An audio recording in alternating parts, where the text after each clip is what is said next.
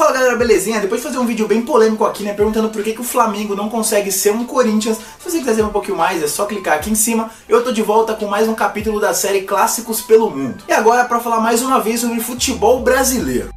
Mas antes de qualquer coisa, já sabe, deixa o like maroto aqui embaixo, marca seu amigo que curte o tema e se inscreve no canal pra gente chegar logo quanto antes à meta de 7.000 inscritos. Sem esquecer também de curtir a página lá no Facebook, tem novidade todo dia. Mano, é rapidinho, acabou o vídeo aqui, vai pra lá, deixa seu like e tamo junto. Lembrando também, é claro, da nossa parceria com o Apoia-se, que é um site de financiamento contínuo coletivo, pra você dar aquela força aqui pro canal, meio que patrocinar a gente. Vou deixar tudo bem explicado no primeiro comentário fixado aqui embaixo. E hoje é dia de falar sobre uma das mais curiosas rivalidades do Nordeste brasileiro, envolvendo as duas maiores equipes de Caruaru. Afinal, trata-se do histórico Clássico Matuto, o tenso duelo entre Central e Porto.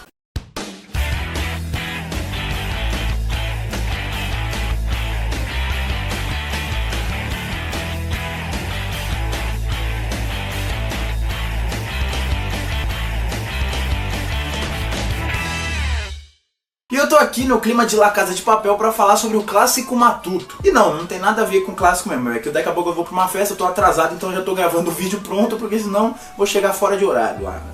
Bom, em Pernambuco, os clássicos envolvendo os três grandes da capital, Náutico, Santa Cruz e Sport, são sempre marcados pela tradição, pelo equilíbrio e, acima de tudo, pela rivalidade histórica que desperta a emoção nos milhares de torcedores apaixonados. E que se vocês quiserem saber um pouquinho mais sobre esses clássicos aí, né, dos times que eu acabei de falar, é só ficar atento nos cards que aparecem aqui em cima, em algum lugar aqui no canal, hein. E na região do Agreste isso não é muito diferente, já que o encontro entre as duas equipes locais também é capaz de mexer com toda a cidade. Quando o duelo toma conta de praticamente todos os assuntos naqueles botecos, naquelas rodas de esquina. Mano, quando Central e Porto entram em campo, velho, Caruaru praticamente respira o clássico durante muito tempo. Só que antes de começar a falar sobre o Clássico Matuto, que também é chamado, é conhecido como Clássico Mestre Vitalino, eu preciso apresentar primeiro os dois protagonistas de hoje, né? Então, enquanto de um lado nós temos o Central Esporte Clube, o Patativa, fundado no dia 15 de junho de 1919, de outro nós temos o Clube Atlético do Porto, o Gavião, que veio bem mais tarde, no dia 30 de julho de 1993. E justamente por conta dessa grande diferença de idade, tendo um mais tradicional, um pouco mais antigo e o outro bem novinho, é que eles só começaram a se enfrentar há pouco tempo, escrevendo o primeiro capítulo dessa história em 1994, no dia 1º de abril. Mas fica tranquilo que o que eu tô falando aqui é verdade. Quando o Central venceu por 2-0. Só que nessa época, né, quando o Porto ainda estava engatinhando no futebol, o Alvinegro já era multicampeão, tendo conquistado nada menos que 9 taças da Liga Esportiva Caruarense, os torneios Início e Gercínio Barbosa, além de outras 3 taças da Federação Pernambucana de Futebol e 31 troféus de campeão do interior. Só que logo que os Gaviões do Agreste surgiram, as taças meio que começaram a mudar de lado, com 4 conquistas em apenas 4 anos de idade, levando 2 ligas desportivas e 2 títulos do interior, além de 2 vice-campeonatos da Série A do Campeonato Pernambucano em 97 e 98, algo que o Central nunca havia conquistado até a atual temporada, quando acabou perdendo para o Náutico. Justamente por isso que a rivalidade começou a ficar um pouco tensa entre eles,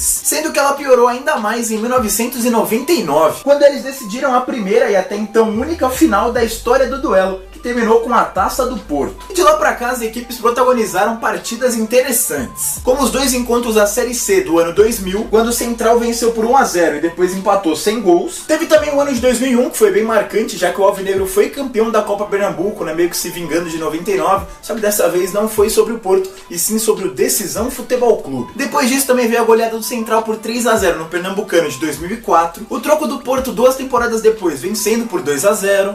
Caralho, tô suando demais, mano. Teve ainda o emocionante embate em 2009, quando o Porto venceu por nada menos que 3-2.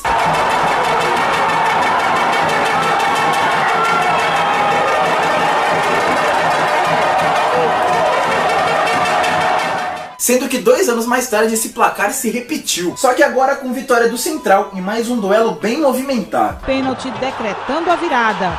Porto 2, Central líder 3, placar final. Além, é claro, de algumas goleadas para ambos os lados, só que eu vou falar melhor sobre elas daqui a pouco.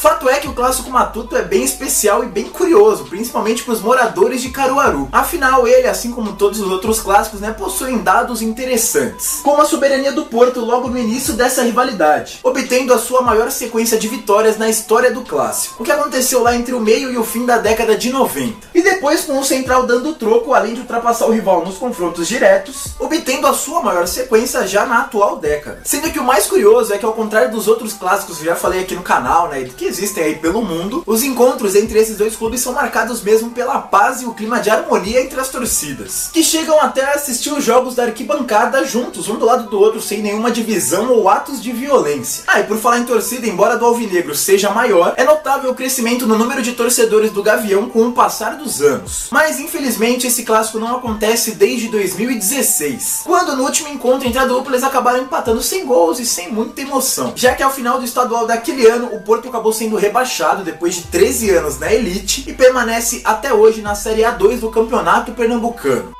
E agora chegou a hora bacana da gente saber quem leva vantagem sobre quem. E para começar, vamos aos títulos, onde a vantagem é alvinegra. Começando pelas conquistas municipais, temos a soberania do Central na Liga Esportiva Caruarense com 9-2. Vantagem essa que também é explícita no Campeonato Pernambucano do Interior, onde o Alvinegro vence por nada menos que 36-2. Além disso, os clubes ainda empatam na Copa Pernambuco e no Pernambucano da Série A2, ambos em 1-1, enquanto o Central ainda ostenta as conquistas dos torneios Início e Gercínio Barbosa. Já quando o assunto é histórico de confrontos, aí a vantagem permanece com as mesmas cores. No total são 55 encontros oficiais entre os dois, com 25 vitórias do Central, 16 vitórias do Porto, além de 14 empates. E dentre todos esses duelos, é claro que existem aqueles mais marcantes, certo? E para hoje eu escolhi as duas maiores goleadas da história do confronto, que foram feitas recentemente e que também aconteceram num curto espaço de tempo. Então, sem enrolar mais, vamos a elas.